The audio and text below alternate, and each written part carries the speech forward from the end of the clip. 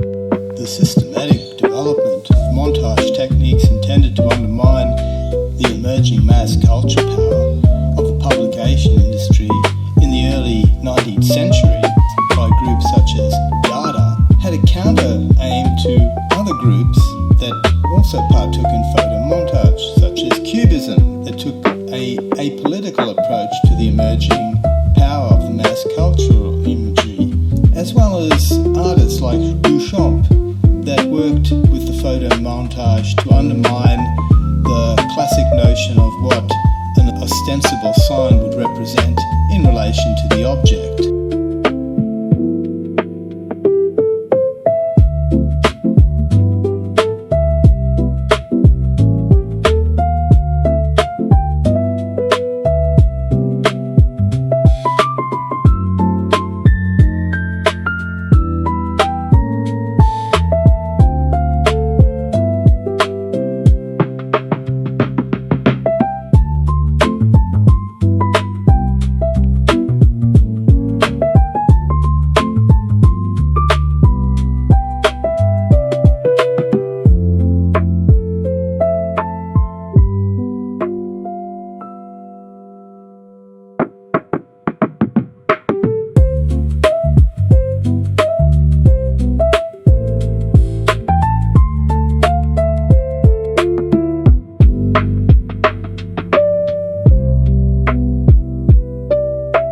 There's this notion of modernist art, of which Cubism was fundamentally an example, which stakes its claim to authenticity, on its progressive uncovering of structural and material realities based on some objective, demonstrable substratum, which is the artistic medium.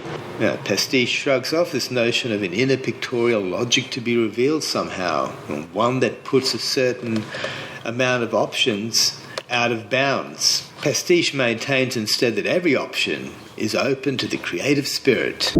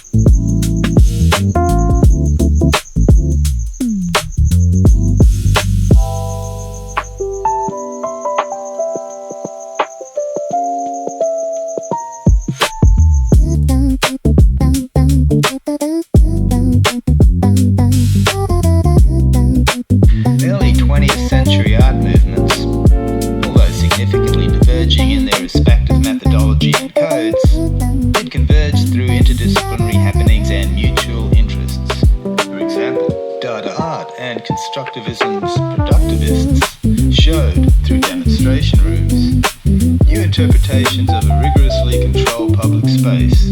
The mixed media body appeared as a degenerate genre of modernist art, so trans-historical as early postmodernism's forerunner to the indexical sign. It, as postmodernism, reference entropy as naturalism's realism, opposed to modernization's heroic anti-realism of mechanical functionalism.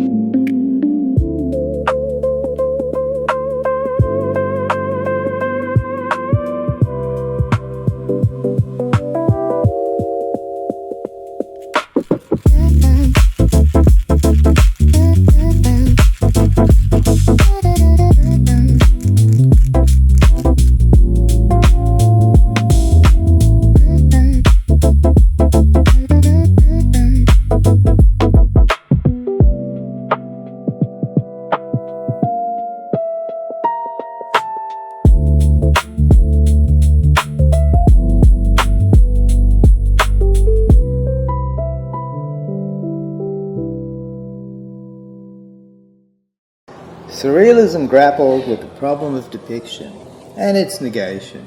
This was illuminated in the classic illustration by René Magritte. This is not a pipe. The original, in the age of mechanical reproduction, simply evaporates. Its negation is prior to the creative impulse. Therefore, artistic creation is a reductive act. It's subjective chance. Brave Tom called it marvelous.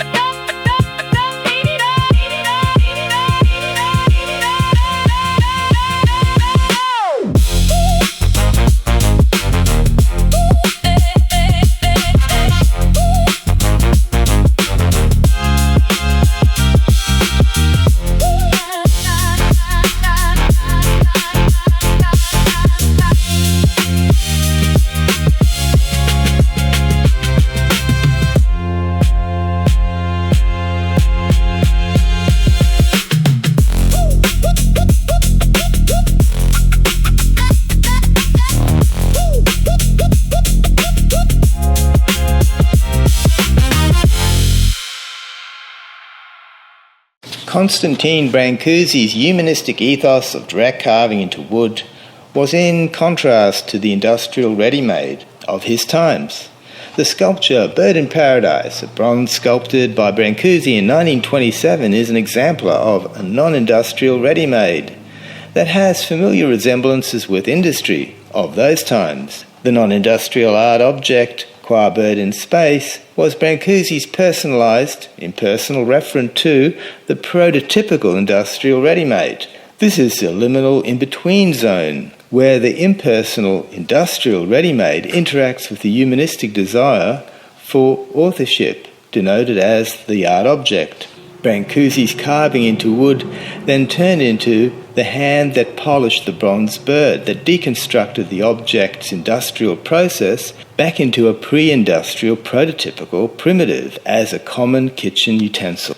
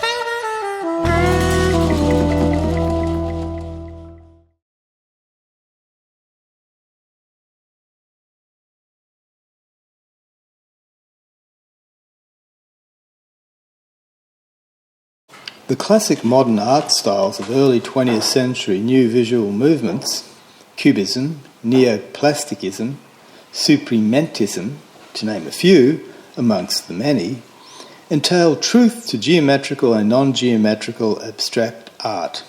A new visual movement's style of abstraction functions as an ideal for a modernist utopia, thereby influencing machine aesthetics. As a new paradigm for humanism, machine aesthetics supervenes conceptually through Cubist structuralism, Neoplasticism's colour geometrical abstractions, Suprematism's non-geometrical colour fields. There exists two technological-inspired utopias, mobility and monumentality. Each purportedly delivers the human condition from chaotic natural dystopias such as distance and climate. Monumentality had been historically a retreat from brute nature into abstraction, the pyramids, for example, though in contrast, mobility intentionally expands into externalism as abstraction through forms of conquest.